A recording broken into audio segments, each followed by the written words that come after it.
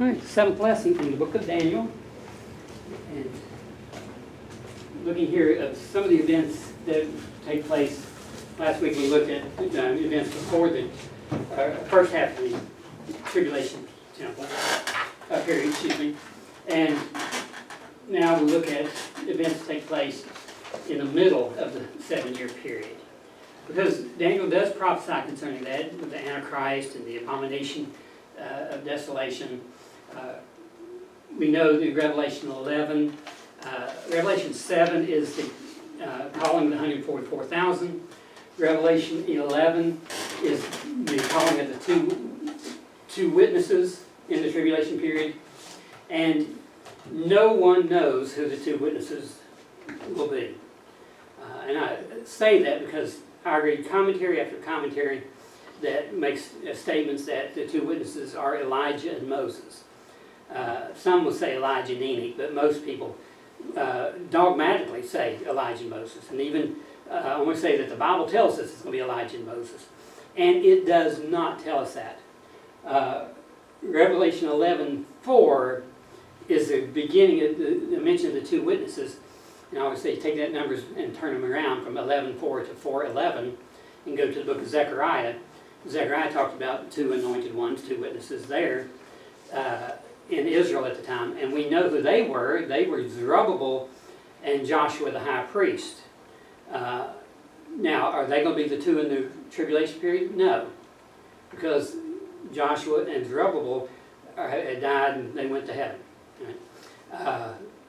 They were simply two leaders that God appointed.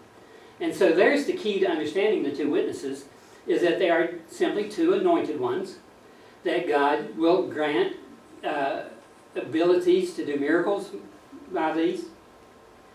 And the miracles look like the miracles that Moses and Elijah performed. Or did they?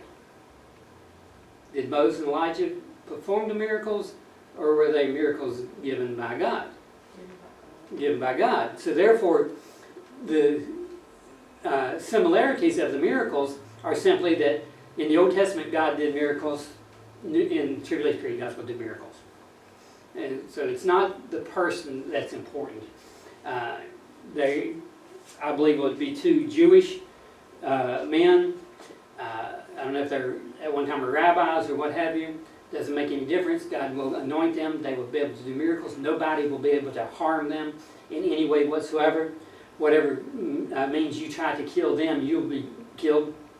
And so they are untouchable. Very untouchable for 3.5 years. But then they will be slain. Now say about the Antichrist, I don't know if he'll be personally the one, but remember, no, that's his name, sorry. Keep going there. If he'll personally be the one to slay them, or he'll have them slain. But the timing is very clear that they will die in the middle of the tribulation period, which is also the time period that the Antichrist will commit the abomination of desolation. And you remember now, when he goes in the temple, proclaims himself to be God, he will then come out, and in that time period will be the beginning of the Gog and Magog war. He'll have proclaimed himself to be God. He may go in, and this is just a scenario, a likely scenario, so don't take it as I got this straight from the Bible. But it may be the two witnesses out there witnessing. He comes into town and goes into the temple, proclaims himself to be God, comes out and announces he's God, and then turns to the two witnesses, and whether he slays them or has the false prophet slay them or just had one of his henchmen to slay them, nevertheless they will die in the streets. And then what happens over the whole world, remember, is that they start having a party. And they give gifts one to another. So kind of like, yeah, exactly, kind of like Christmas, where we celebrate the birth of Jesus by giving presents. They may be saying we're giving, celebrating God's time here now. I don't know, because it's going to be religion is still going to be a big part of it.